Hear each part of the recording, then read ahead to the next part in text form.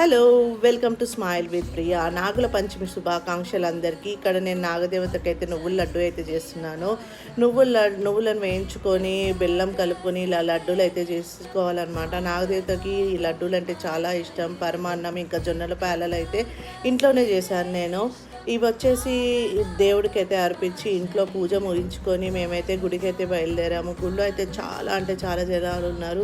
కిక్కిరిసిపోతుంది గుడి అయితే. అసలు ఇంకా ఎక్కడ చోట్లేదు అని చెప్పేసి మా ఆయనకైతే ఆఫీస్కి లేట్ అవుతుందని చెప్పేసి ఈ పక్కనే నేను అయితే పూజ చేసుకున్నాను. దేవుడికి పూలు, పండ్లు, పాలు అండ్ ప్రసాదం ఎక్కిచ్చేసి వచ్చేటప్పుడు కాసిన్ని జొన్నల పేలాలు అయితే తీసుకొని రావాలన్నమాట.